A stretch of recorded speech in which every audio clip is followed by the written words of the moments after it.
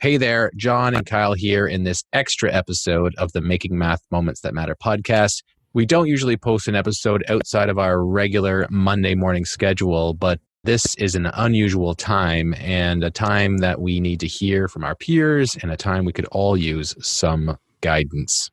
This episode is also unusual because it's a recording of our monthly live Q&A call that we hold with the Math Moment Maker Academy members. In this live chat, Jon and I answer questions from the community around teaching online, engaging students with math when working from home, and some resources that can help you do just that. If you're interested in joining us live for the next live Q&A webinar, visit makemathmoment.com/trial, and you'll be also welcomed in for a month to dive into our Academy professional learning modules and problem-based tasks. We're not doing our usual intro with the music, so let's not waste any more of your valuable time. Here's our latest live Q&A chat from this past Wednesday. We'll see you on the other side. Hello, everyone. How are we doing this afternoon? This is a new one for us. We haven't done too many afternoon live Q&As. Yeah, we have quite a few joining us today. It's possible that they have a little bit more of a flex schedule. Some people don't. Some people are right into it. It seems like some areas where schools are closed and they've kind of been thrown in the deep end with online learning. So some people are probably on a Zoom call with students right now.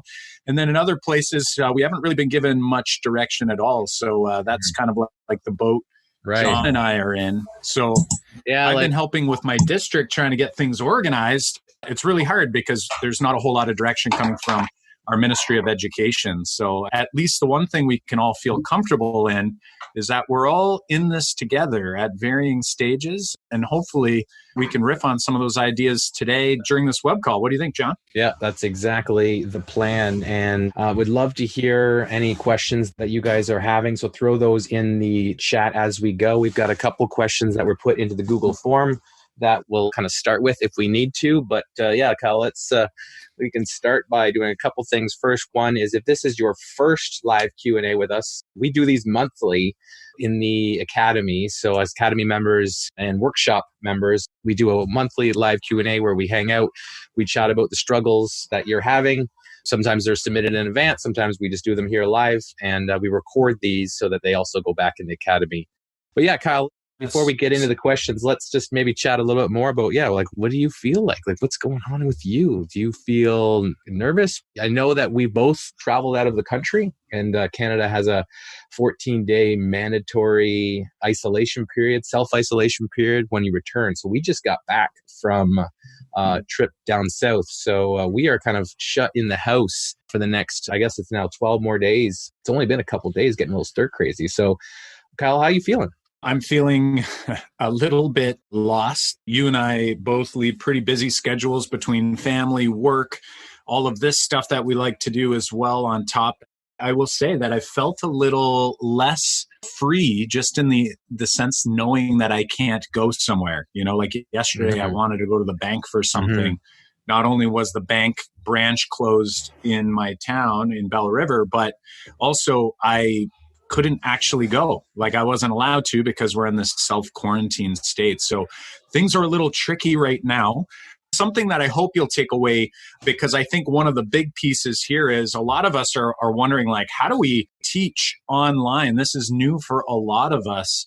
And we're hoping to talk about what that could look like, sound like. And first and foremost, we should say this tool that we're in right now is Zoom.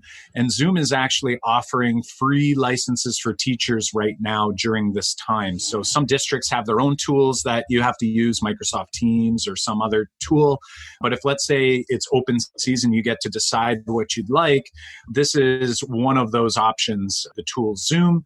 And you can set it up in a bunch of different ways. It could be with a webcam, or you can actually share the screen like you saw just a moment ago, so that you can be kind of sharing some of the work that you're doing with your students. So just some things to consider. If you have a document camera at home, that could be helpful as well, where you could share your document camera on the screen so that as you're writing, you can kind of do a little bit of that as well. So what do you say, John? Where do we go next? Do we want to dive right in here? Do we want to get a few people to say hello and get us started? What are we saying? People are saying hello and they're letting us know where they're from, how they're doing, and I think there's a lot of chatter going on right now. There's people, we've talked about Zoom, and there's some of us, like Gabrielle's saying, that their district is not allowing Zoom, but I think they're doing Google Hangouts, which is similar. So there's going to be a lot, I think, chatter of what people are using. And I think that's a great thing for us to do here too. It's like, what's going on? We want to hear from you guys because like Kyle said, we're all in this together and this is a new experience for every single one of us. So we're not going to have all the answers here today, but we do just want to kind of hold and host this kind of chat so we can chat about that and other questions that you're going to have. That kind of leads us to our first question. I see Melanie is in the chat. I don't know if it's the same Melanie or not that submitted this question, who said, now that we are in lockdown mode and we're teaching virtually, her question here, I'm going to share it up to the screen. It says, what suggestions can you give for us continuing learning in math? Right. John, what are we saying? Now that we're in this lockdown mode, what sort of suggestions might you have for someone? I would say it depends. I think right now, there are lots of us in different timelines of this. So, for example, like Kyle and I had said that this is only really day 3 for us because we were on break last week and no one was really thinking about this as teachers, and we were trying to enjoy the break even though we were kind of going through all this with you. So there's some of us that are only on day 3 and there's some of us who've been doing this for a week or 2 weeks already. So I think we're all in different places. I guess it's hard to say like, where are we and what can we do? For me, being only on day 3, I think, and having my own kids at home, I think, I had tweeted this out the other day, like yesterday, the day before. It's just like, if you can just make sure that your kids are alive by the end of the day, then I think we've got to win, like my own kids, because we're all trying to balance teaching my kids or making sure that they're on task. My kids are pretty young. Kyle, your kids are even younger than mine. And I know that that's a huge balance to all of a sudden, like now we're expected to work from home and do all of that. But our kids are right over there. So one of the things I think we definitely want to consider is I think that it's okay.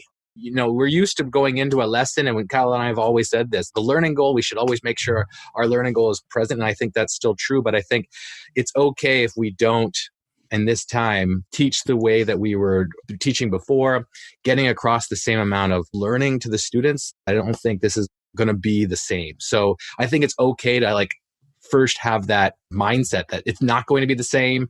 It's okay that we don't have the same effect that we had before. I think we should be taking care of our families for sure in this time. And if we can reach out to our students, this is one of the things that I think I have already done, but we think we should do first and foremost when you're expected to be like, now is the time you're back from break. Let's reach out to our kids, send them an email, send them a message to say, how are you doing?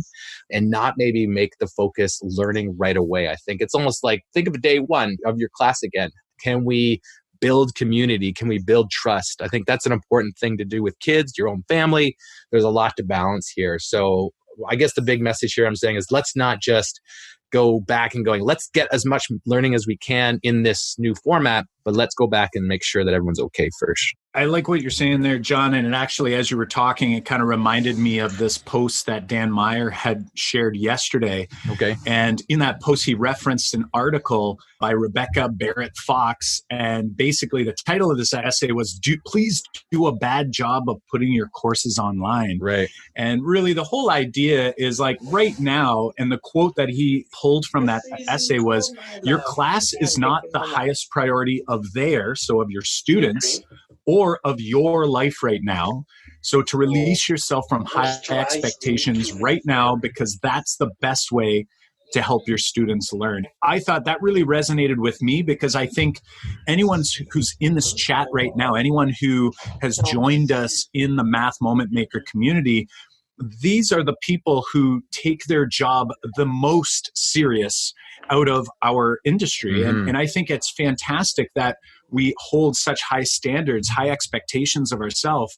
But at the same time, we also have to give ourselves a little bit of a free pass that this just sort of happened. It landed on our lap. And we want to make sure that, we're sleeping well at night. We're not so stressed out that, the time we spend with our family right now, which really in many ways has been gifted to us. I know that sounds a little bit, maybe that might be controversial to say, but it's almost like the universe has said, hey, let's slow down for a little bit. Let's figure this out and let's try to take advantage of it a little bit. So I thought that was really interesting. I think this is also, if you give yourself this permission to not hold these high expectations of yourself, I think it also allows you to maybe try something different that maybe you were too scared to try when you were in the classroom. So what I mean by that is, let's say you were so burdened by the curriculum, and in some places, maybe the curriculum is still going to be front and center. Everyone's working in a different place. I know that in many of the places here in Canada, or many of the provinces have said that you're not to assess the content, but you do need to provide learning experiences for students. So that may or may not be true in some of the different states or different countries around the world. But something that you now have is, if you're in that scenario, you have the freedom to take that curriculum burden off of your shoulders, put it to the side, and maybe continue doing what you were doing. Or maybe it's that opportunity for you to say, you know, I always wanted to try this, and I felt restricted to because of that burden on my shoulders. So it sounds like two different messages there, but I mean, don't do it because you feel pressure to do it. Do it because now you're free to do it, and now you want to do it. So to me, I think it's a great opportunity for you to try something that maybe you didn't feel you had time for before, meaning like curriculum time. Maybe it's an opportunity for you to engage in more problem solving. Like, let's say you've been doing kind of a traditional format lesson and you just want to give students like a provocation to try. You know, these are things that you could try, but don't overburden yourself and put the expectation on yourself that you have to try or you have to do something differently.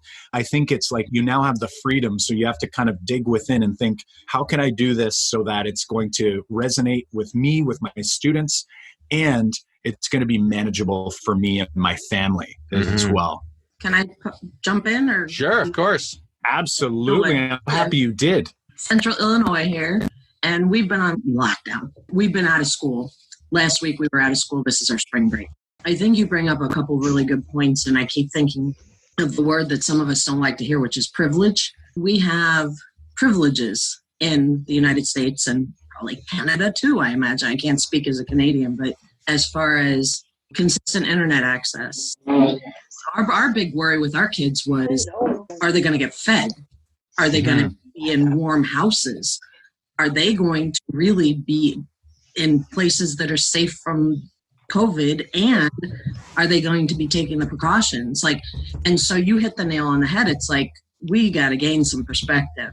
So thank goodness, I'm saying this, in front of God and everybody, that our president actually canceled state testing countrywide, because we were getting information from one of the testing giants that they were going to keep the testing window open for state testing all the way up to the end of school. I was like, are you crazy?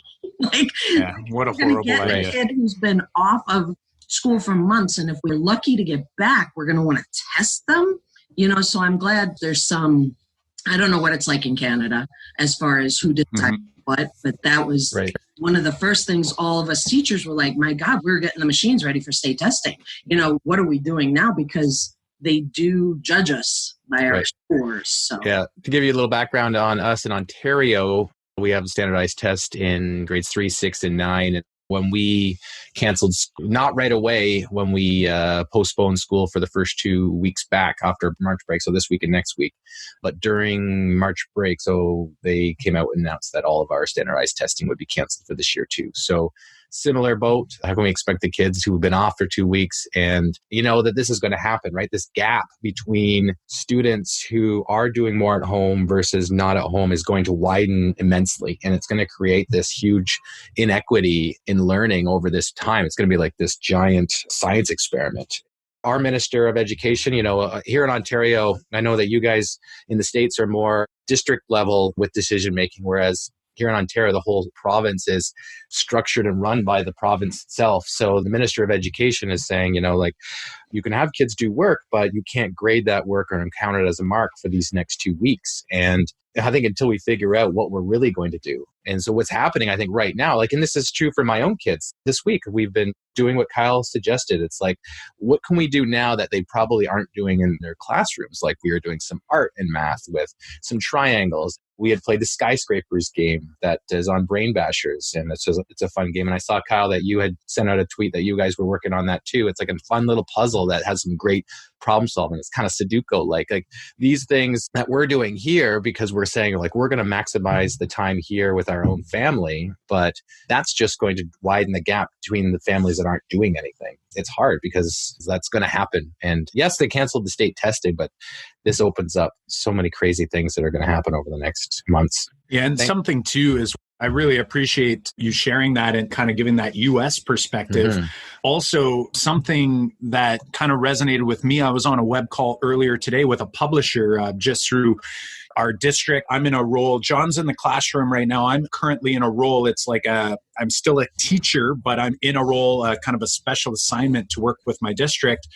And in doing so, I've been trying to help figure out, like, how do we help the teachers in our district and the parents in our district how to navigate this, maybe with a little bit of a lack of clarity around what it is we are supposed to be doing and what this will look like moving forward. So I was on with a publisher this morning, and they were asking for, like, how could they support the district? And I was giving them some ideas, and something that came to me, and I think it's going to be the approach I take with my own children, and what I suggest here for many of you as well, is thinking about, if you're in a scenario where, let's say, state testing, for us, standardized testing is canceled for the year. For us, the actual formality of the curriculum currently isn't happening. So again, that loads off the shoulders.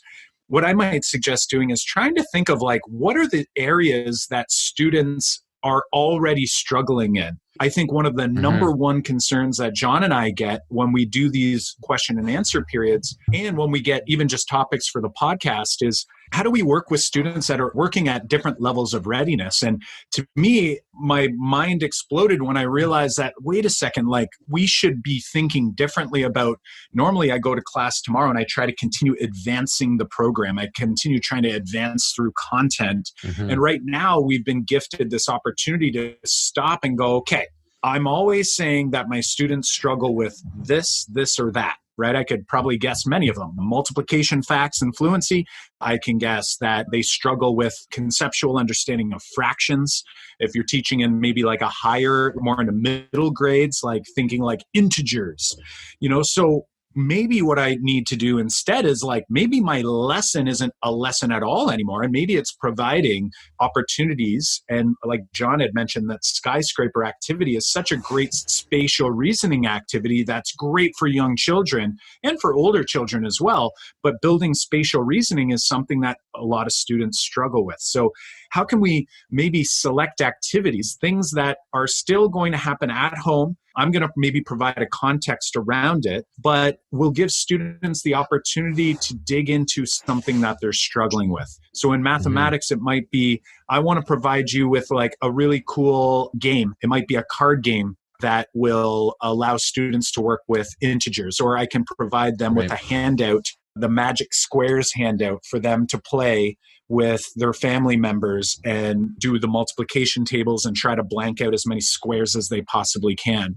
So trying to think of maybe instead of advancing your curriculum like you had planned to do today, tomorrow, the next day in our long range plan, maybe this is an opportunity to say wow, we just essentially paused time on our course, and maybe I can offer opportunities that are interesting for students, enjoyable, and will provide an opportunity for them to maybe close those gaps, rather than us potentially widening those gaps with those students who, let's be honest, there's going to be parents out there that, the ones that really push their students, they're going to continue to push their students, whether we do anything at all or not. They're going to find a way to kind of carry that on, and that gap is going to continue to increase.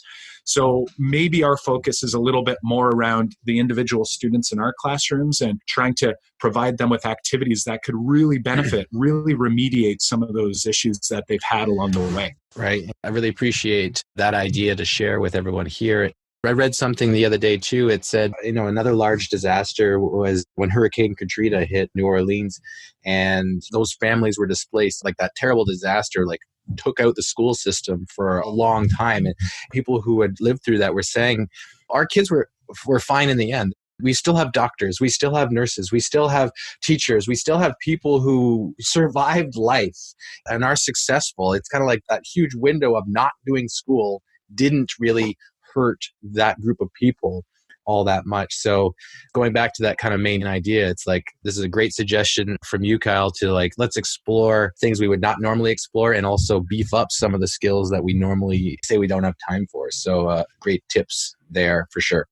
I was just going to say, for those who are hearing you talk about that skyscraper puzzle there, it's on Brain Bashers. If you just Google it, called Skyscraper Puzzles. I know Mark Chubb has shared a lot of his experiences using them, so that's a great resource as well. This was my first time actually using them. So I had actually shared with some teachers saying like, this is a really cool based on what I've read and seen, but I actually hadn't done them with students before. So it was kind of fun. My kids, I posted, because actually I printed them. There's for my daughter and my son. They went off to count Easter eggs instead of doing the puzzle. And me and my wife did a challenging one together and I won. So it was okay. I was happy about that. But yeah, that's a great resource. And again, maybe this is an opportunity for us to maybe think a little differently about how math class looks and sounds. So for sure. Awesome. For sure.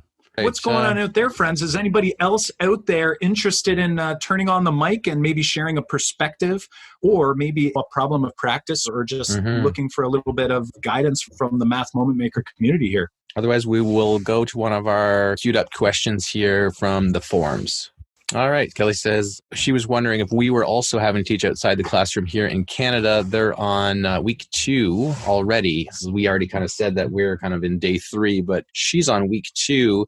And as an interventionist supporting students who struggle in math, it's been a learning curve figuring out the best time to help students online without interrupting their other academic teachers' times, as well as offering links that I hope they will check out when they need it. It's difficult to figure out how to best help our students because the relationships they have in the classroom are harder to push through when we're digital or on Zoom here. So thanks, Kelly, for that question. And it's definitely, as we've been talking here today, it's definitely something to consider about how can we reach our students when they are not in front of us, that we can't tell them to put something away, but how can you help struggling students at home? And another question that I have that I don't have the answers here for, Kelly, is how we help kids who aren't even trying to access the computer yet, or their email, or jump on Zoom? What supports are going to be in place for those? And I'm not sure yet, but I'd love to kind of hash on that here today, is to talk about that. But Kyle, what are your thoughts here on helping kids who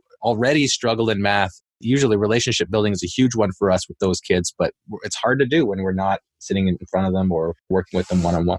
Yeah, I think in a regular scenario, and by regular, just this regular in-school scenario, this can also still be a struggle. So here, I think this isn't a new struggle. I think it's something we constantly struggle with. And my number one wonder I would have is I would come back and ask Kelly or whoever is kind of struggling with this idea, and to just kind of reflect on how helpful the regular programming is helping that particular student. So, for example, if a student's in the regular classroom, but they've already been struggling significantly, are they actually benefiting from that experience? And they definitely could be if we're doing low floor, high ceiling tasks, if we're doing problem-based lessons where students are able to access using the tools, the models, the strategies that they can actually use, and then we can ask them purposeful questions and nudge them along. But if those things aren't happening, if let's say it looks like a pretty traditional lesson where,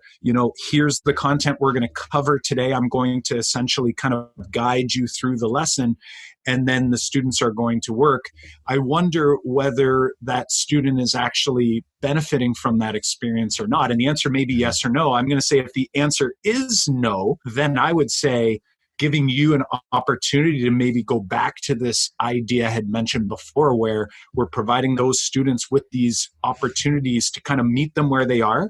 I always talk to teachers that are in a learning support kind of role, and I'm always sort of advocating to not put that pressure. I find the learning support teachers, special education teachers, and anyone who fits into that category, while the classroom teacher feels the pressure of the curriculum on their shoulders, the intervention teacher feels the pressure of like trying to get that student to where the teacher wants them to be, when in reality, developmentally, that's probably not possible for many students in a short period of time, right? If they truly have a large enough gap where they are getting this additional support, it's unrealistic for me to think that by pulling them or whatever, that I'm going to get them to that point. What I want to reframe my mind around is like, what's a realistic place that we can get this student to over a given period of time, and trying to be realistic about that, not because the student can't get there, but if a gap is long enough. Like, for example, if Jon starts running right now, no matter how hard I try, I might not be able to catch up to Jon, especially if I'm a slower runner than Jon, right? If Jon's a fast runner and he's already got this huge head start, in that same amount of time, I'm not going to be able to catch Jon. But I can still jog as far as Jon. I can still do what Jon does, but I just have to be realistic about like, how far should I expect to get with that particular student? And I think here it might be trying to have those conversations with teachers. And especially if curriculum has been taken off the burner, then maybe it's about having that group discussion with your staff, like with your administration and your teachers, to try to figure out like, what's our goal while we're out of school right now? Is it to advance the curriculum? Or is it to maybe provide students with the opportunity to close gaps, to give students, like some of the students who are maybe on track or maybe even ahead of some of the students in the class, give them inquiry opportunities, and then help some of the other students with trying to close some of those gaps? These are all questions, obviously, we can't answer like with any definite answer, but hopefully giving people something to think about in terms of how they might approach it from a perspective anyway. Kyle, that's actually my question.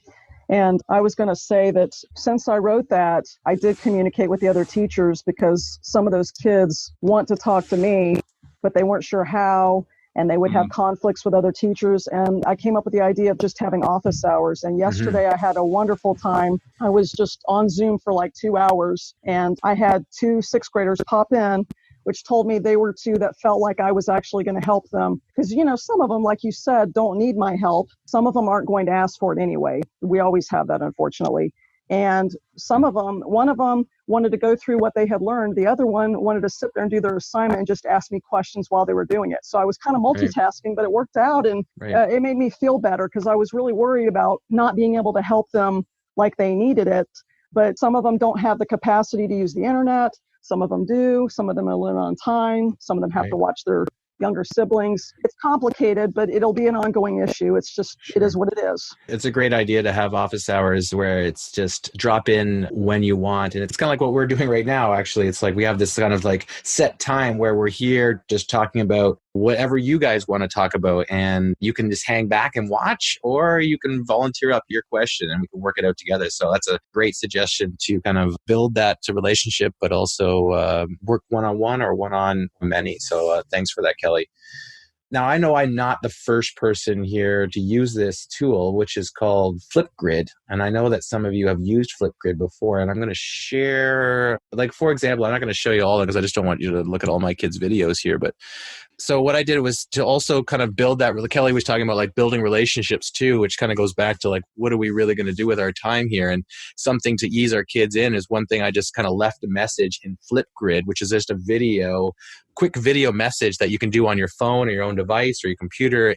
It was just me saying, hey, what are you doing? I'm back from break. I'm at home. I'm sure you're at home. You can see my face. Let's build some community here. So their instruction was just to leave another message on that board, or the the grid, so that we can all kind of see each other and let each other know how we're doing. And, one thing that I really liked about this program was that if this was a student right here, I can click reply, and then I can make a quick reply to that student also on video, or I can leave video feedback that only that kid can see. So it's kind of like I can click that and go, I know only you can see this. I'm going to make a quick video, or you can write something in feedback form written that only they can see. So I'm finding this really nice to kind of get into community building, to get my students back so that we get in this habit of, hey, we're going to check in with each other on a regular basis. That's a quick way that can open the doors to building that community back up again that we had before we left, because now we have to rebuild it. It's just in a different way. That was FlipGrid, and I know that some of you guys are using FlipGrid, but check it out. And I know there's like Kirsten saying with FlipGrid, do they all need an email address to sign in?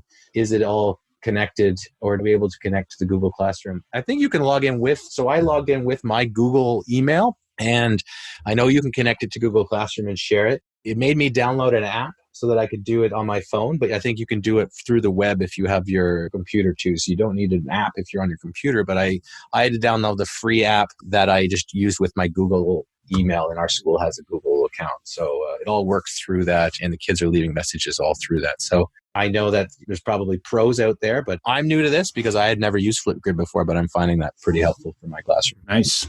Awesome stuff. Well, John, while we're talking about some resources, while you were talking there, I just put together a quick little slide here based on our friend Dan, who's willing to hook you all up with a license. So I'm just going to share my screen here for a second. But Dan from Braining Camp, if you've never seen Braining Camp, it's virtual manipulatives. So one thing that I've found particularly challenging in this scenario is like, okay, we promote this idea of like kids showing their thinking conceptually. And you know what? I would argue that teaching through Zoom or through Google Hangouts or whatever tool you choose to kind of interact as we are here, I would still probably prompt students with something interesting. So it doesn't necessarily have to be, but it could be like a video, like I could give them a link to a video of a 3-act math task, or it could be an image that I put up on the screen, or I could share it. But then when they go to solve the problem, one thing that they likely don't have at home is manipulative. So John and I are very, very big into this idea of students showing their thinking conceptually, being able to access the thinking.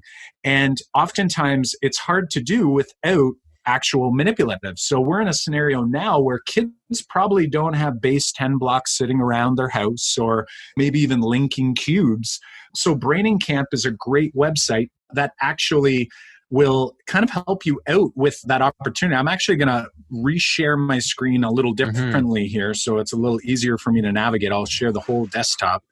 But yeah, Braining Camp is a great tool, and they have all kinds of different virtual manipulatives that you can use. So here on my screen there, you can see that this is their number pieces tool. There's their algebra tiles tool, where now they're actually doing some multiplying of binomials. Kyle, there was a question I think we should address right now. We can give away other resources here. I wouldn't mind talking about Knowledge Hook before we go, because I think that can be a great resource for people to have their students work through practice problems, like purposeful practice problems, while they're away from school. So I wouldn't mind talking about that. But before we talk about any more technical and online tools or internet kind of tools, Robin poses a really interesting question that I'm going to try to copy and paste. I'll just read it out loud here.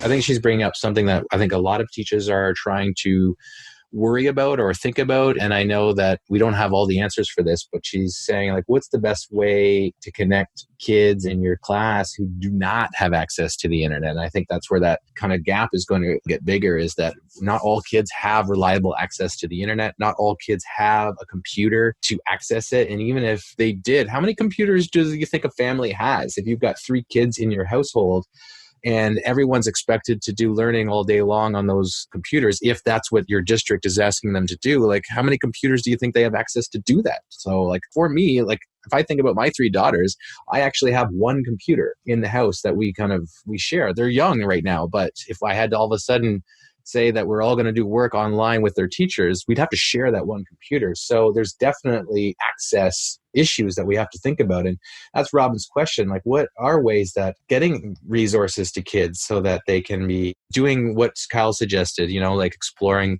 new concepts, strengthening old concepts, not necessarily hammering out the curriculum that we're supposed to teach, but how can we help those kids who we can't access through the internet? So I don't know, Kyle, what do we think about that? Like, we can't give tech to every single kid probably in the whole country so they have a device at home. I know that our school district tries to go one-on-one with grade 7 and up, but my kids aren't even there yet. So it's kind of like, how do we do that? Not only with kids who don't even have that at home because of their family life, but even families that do have the internet. It's likely that they don't have, say, 1 device per kid for everybody. This is a great question, because again, when we talk about equity, that is one of the big divides, right? I mean, but between different socioeconomic status, also even just like proximity, some rural areas don't have internet, let's say. So our district, we are compiling ourselves, doing something like this, trying to put together different packets and handouts. And actually what I'm going to do is I'm going to write down, so we don't forget, I'm going to write down putting up a discussion post inside the academy where we can share these more like non-tech resources. And I just saw, I think it was Jackie. Jackie was... Yeah, Jackie was saying we've been creating packages that create joyful experiences, math games with dice, cards for those students who do not have access to digital resources or Wi-Fi. What will get students to do math even when some of their parents are working? So if anyone out there is able to even just sharing that, like, so for example, like Jackie copying and pasting that into the discussion community is going to be really helpful for others who maybe weren't on the web call today. But then even more so, I don't want to put too much pressure on you because I know that a lot of people are really overwhelmed right now. But if you do have your district, your school, or maybe yourself, you've put together packages of things to share it up to the community area. You can actually upload files, you can post links, all of those things. I think that would be really helpful for those who are just looking for a starting point. So something for us to consider for sure. The other thing too, I was thinking about is for the tech piece, assuming, let's say, they have access to some sort of internet at home, but maybe not devices. Our district's going through a process right now where we're trying to work out a tech sign-out agreement or opportunities. So that is obviously going to be out of our hands as teachers, but it's something that maybe could be mentioned to your administrator or to your superintendent to maybe put that on the radar that, hey, maybe this might make sense for some sort of sign-out program. And obviously they would have to think through some of the technical challenges there, but that could be something to think about also. Yeah, for sure. It's definitely something that I've been thinking about. Even when I put in that FlipGrid, not all my students are responding. So whether they've accessed communication with me, right now, the only way that I can get a hold of my students is through email.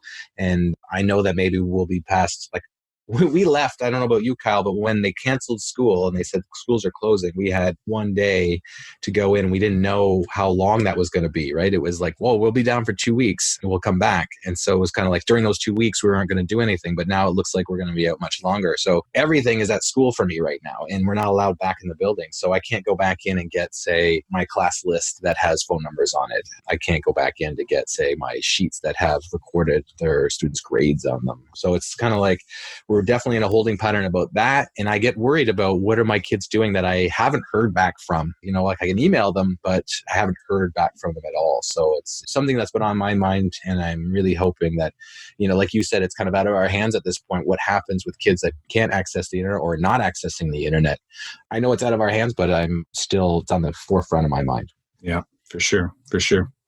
Yeah. Awesome stuff. Okay. Right. Anyone out there, anyone willing to hop in there while we flip around some slides? Feel free to just shout it out. Something that I think we'll do based on this question. This question here is from Tara. It says, what kind of tasks do you suggest for distance learning when we aren't allowed to grade anything? I want to get my students motivated to engage, but they know we can't grade them on anything. And this is something that, like, I explored this with a few colleagues. I also had this chat earlier this morning with the publisher. You might want to think about this structure as a few different things. First of all, you might have, like we heard earlier about this office hour thing, or maybe you might choose, it depends how flexible your schedule is based on your district or your school, but you might have like this option where you say, hey, listen, I'm going to do a math task with you, and anyone who wants to join me is great. And maybe you have some offline things like games and some of those little packages that I hope people will be sharing into the community area, like the skyscraper game. Great fun activities that are also, they have mathematical benefit as well. But if, let's say, you're looking at specific math tasks, like for me, I would be thinking like, hey, I'd be inviting my class, whoever wants to join. If it's only 4 kids, if it's 10 kids, if it's 15 kids to come join. And I would do it the way I would normally deliver a task in my classroom. And that's just me. I would try to give them a curious situation, and I would give them some time to work through it and then share it on their webcam and allow students to kind of convince one another. You know, we're big into this idea of like students sharing and showing their thinking conceptually. I'm not big on the calculator anymore. I used to almost be maybe addicted to it, where it was like, just give me the answer and we're good to go. Now I want to know, like, how do you know the answer you came up with? So how are you representing it? How are you modeling it? And then how are you going to convince me that it's actually correct? So my favorite line when a student comes up to me and says, is this good or is this right? I always say, I don't know. Is it? Right. And it kind of puts it back to them to like create an argument for me as to whether this works or doesn't. And oftentimes what that leads them to have to do is to draw or build some sort of model to be able to talk me through it. Or they'd have to be very clear with their explanation verbally if they're going to try to do it without some sort of model. So that to me, I think is a really I guess an approach that I definitely want to be doing with students. And if you think, and it's possible. Right. And if you think technically, like the specifics, the logistics of that, Kyle, for example, we've done that and modeled that on our webinars. We've tried to run tasks through, say, Zoom in the webinars from our previous webinars. You can actually find those in the Academy. We've got those webinars kind of in there. We've got to try to model tasks that way. We're saying like, oh, what do you notice? What do you wonder? Type it in. We've definitely done that. Those tasks also that we've modeled are in the Academy. You can go to the task section. We have the slideshows ready to go that you can download for many of those tasks, if not all of them, that you could, say, stream to your students through Zoom or a similar service. Like you said, Kyle, it's like you could be presenting that as if you were in front of them, but asking them to notice and wonder in the chat, asking them to show their pictures. And we've also used a couple different tools for that. One is from Knowledge Hook called Snap. Kyle, is that true? The word is snap.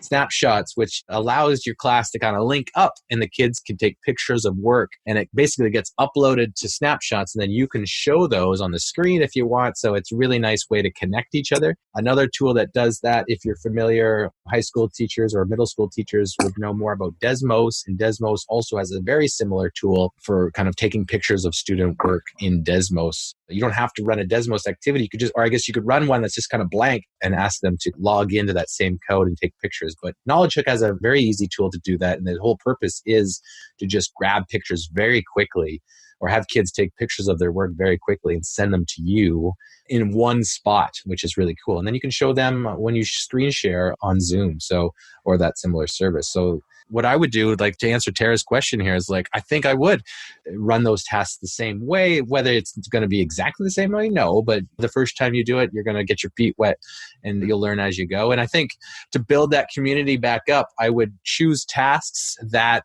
are maybe just nice tasks that get kids used to that process and used to that learning environment. I might not give you tasks that kids aren't going to be able to solve questions right off the bat. It might be like, oh man, I don't know exactly what to do here. Let me try something. I might start a little easier for them and then kind of move into tasks that can help us gain some understanding on different solutions. And so that's definitely a great way to keep things going and keep that curiosity building going, right? Like if you're doing this in your class already, then you want to keep that going. You don't want to all of a sudden be like, hey, I had this great class going this year. My kids were engaged. You know, we had a lot of curiosity. We had a lot of feeling sense making here, but then all of a sudden now I got to go back to packets and I don't really want to do that either. So some good suggestions. Now, that was actually my question, so I thought I'd follow up a little bit with that, if that's sure, okay. Tara. Thank you. Yeah, for sure. Now, I really want to check out Knowledge Hook and everything, but my students have never seen that before. Gotcha. So is it something that I should definitely still do, even though I haven't seen them in almost 2 weeks now? Knowledge Hook? Will they be able to figure things out without me in front of them? I think so. It's pretty straightforward on, say, getting all that set up. And yeah, I have the website pulled up on my iPad, so. Mm-hmm. Yeah, once you get your account, like I'll show you, for example, From the teacher side, obviously, you have to set up your account. Right now, they're giving it away for free for the remainder of the school year. And that's the premium stuff too. And that's premium. They actually have a lot of free tools, like Snapshots is free. So even like next year, if you don't choose to do premium, you still have access to that. You have access to a bunch of content. But basically, students just enter a class code. So once you're in, I'll log into my account. You'll notice I've got a bunch of... Go ahead, John. And I was just going to say, as you do that, they don't need accounts at that point to do that. You just give them the code. Okay. You can check off whether they need an account or they can just be a guest. And so you can say, hey, just go here. Our kids all have their own iPad. So yeah, it'll work on the picture. Obviously, the picture taking is great for that. Yeah. Yeah, and you'll see that like when you get in there and you create an account or a class, you can do it two ways. You can create your own accounts. I've always just had kids do this. Like basically, this is all they need to do. They go here. Yeah, they type I've done in that with other programs. my class.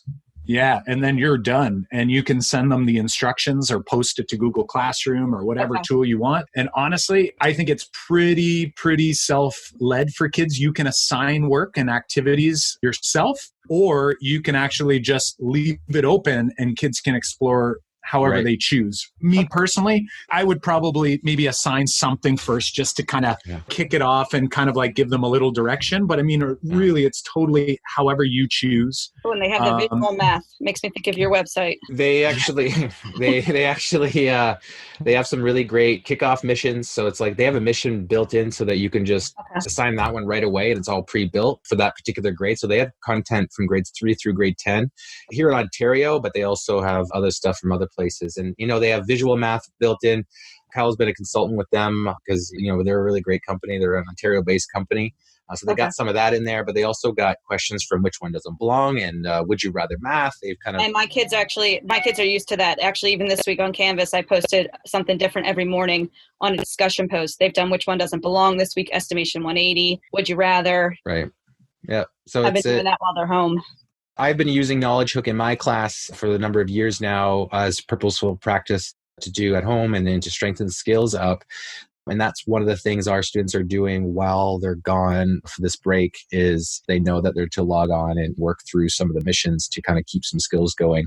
And, I've even had, and I know that all of you teachers are probably, on Facebook and other parents are wondering, like, how do I help my kids? And I've had parents reach out to me knowing I'm a math teacher saying, like, how can I help my son or daughter who's in 10th grade on trigonometry? And so all I do is just click up an account and go, I'll just make a grade 10 account and share that code with them. And boom, they have access to all of the content inside there to practice. But also the nice thing is that for each one of their missions or their kind of learning activities, they have worked examples on video format to kind of show them what to do too. So it's a helpful tool to kind of keep kind of learning going, I think, while we're kind of on hiatus here from a little bit. But I find it good for the practice portion.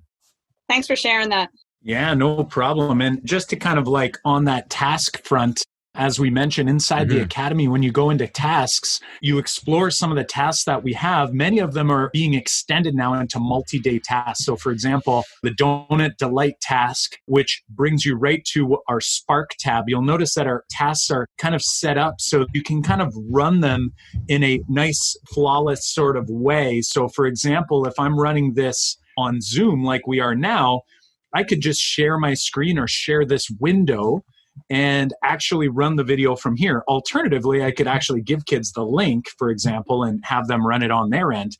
But if I want to have that continuous experience, I could be running this task here. And at the end, we give them a notice and wonder. And the prompt that we end up giving is how many donuts are in this box.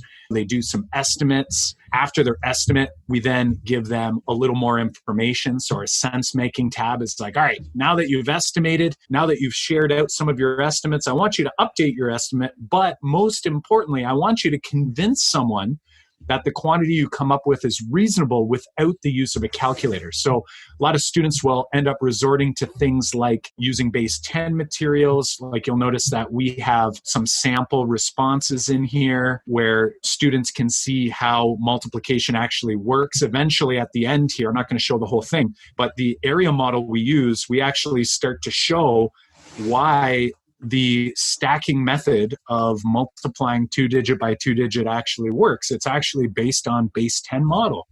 And you can kind of see that I approach it backwards. I do it developmentally. Usually people handle the big numbers first instead of the small numbers like the algorithm.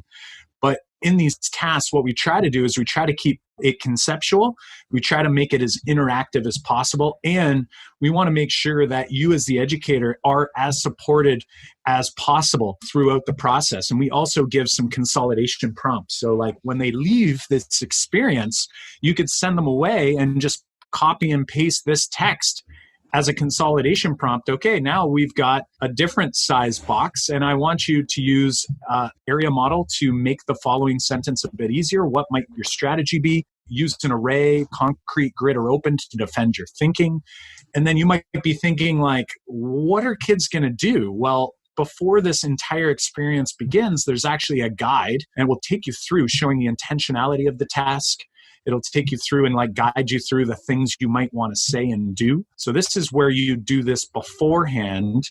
These are some of the things kids might come up with their notice and wonder. You can create your productive struggle. And then also we give you student approaches. So like what students might do in this particular task so that you're ready for it if a student shares a strategy and you're not sure what that strategy is all about. We try to notice and name these strategies. So here, this is a student using skip counting to access the task. Here's a distributive property using an array or an area model, I should say. And here's symbolic distribution with an area model. So these tasks are all in there. We have lesson tip sheets for you to explore. And ultimately, that's just day one of the task. You could then go to day two, which looks like this. And we typically start day twos with a math talk. So here, how many donuts if the box is 50 by 12? Then we go to 25 by 20.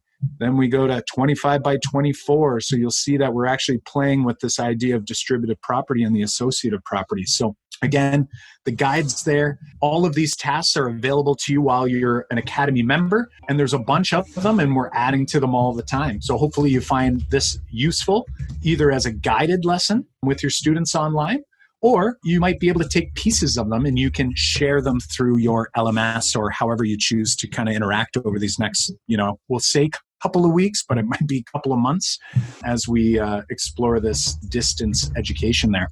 So I'm wondering from the chat, John, you might see, or anyone out in the room, if you have any questions, reflections, wonders, flip on your mic and let us know here.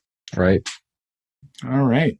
Well, what do you think, Kyle? It's getting past the hour, and I'm wondering, and I know we chatted a little bit about this in the past, is that we hold these once a month, but Kyle, we talked about maybe upping that during this time that we're all kind of at home. And I'm wondering is normally when you're at school, like you get that time where you head to lunch and you chat with your people at lunchtime about what happened in class that day, or after school, you might have a group that sometimes meets in your department office or even in your classroom, that you get that chance to kind of like decompress with your colleagues. But when we're at home, like you're just boom, you're there and you're not getting that. So I'm wondering if we up this to once a week. What are you thinking, Kyle? We talked about this not too long ago, but would anyone come back if we said, let's change this to once a week? Will anyone come back? They're all like, nah, I'm out.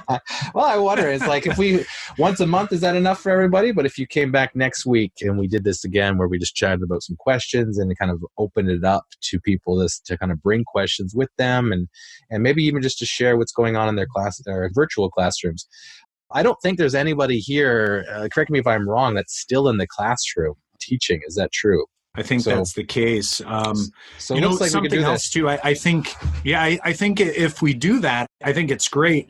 And then something else I think we should all consider is that when we do come back together, if everyone has at least one thing that they felt went well from now till the next time, maybe, I don't know if it'll be Wednesday, we'll have to double check the schedule and we'll discuss this after. We'll send you an email. But yeah, come with one thing that you felt went well, and then maybe something that you're still working on, like something that you're still struggling. We'll try to get the group kind of openly sharing, and that way we can kind of riff on them together, because I think these experiences, and John, you just nailed it, is like when we're talking with our colleagues, like it's so easy to forget how much we learn through those simple, small conversations with our colleagues on a daily basis in the hallway or between classes or whatever it might be.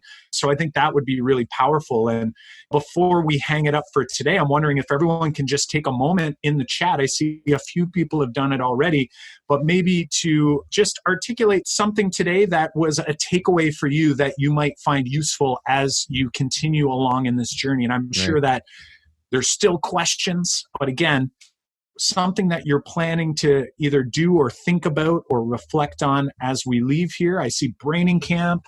I see Patricia saying some of the resources we've shared. So there's some exploration there. Awesome. Yep. Knowledge hook. Less is more. I think that's a big one for me too. I think that one for me is huge. I think if that's one thing we can all take away is don't overthink. Don't try to be the rock star. Just like, let's try to ease into this and try to provide some value there. Right. Awesome stuff. Skyscrapers. Cool. Yeah. Some people are saying they're curious about Teams and Office 365, much like Zoom. And actually, there's some other features in there as well. So if you're an Office 365 district, definitely check it out. Right. I see skyscraper puzzles. Awesome. Good. Okay. Well, until next week. Yeah, we are super excited to carry on, especially welcome to all of the new members. If you haven't introduced yourself in the community area, we are going to post a community area about that discussion, about sharing some of those packages or those resources for students who might not have access to tech. So definitely get in there, introduce yourself, and we can't wait to continue along this journey, hopefully for a long term with all of you. And we will definitely be chatting with you between now and next week. Thanks for listening in to our live Q&A chat from the Make Math Moments Academy. We're so appreciative of the peer support that you're all giving each other right now. We're all doing our part to try to support one another during this difficult time. So let's keep ensuring that we've got each other's back. As you may know, as most schools are closed to staff and students, we've opened the doors to the Make Math Moments Academy for this month. So if you're craving some community and looking for some guidance and professional development, you can join the Academy this month for free over at makemathmoments.com/trial. That's makemathmoments.com/trial. In order to ensure you don't miss out on new episodes as they come out each week, be sure to subscribe on your favorite podcast platform. Show notes and links to resources, as well as my children's footsteps throughout the house, can be found at makemathmoments.com/episode 69B.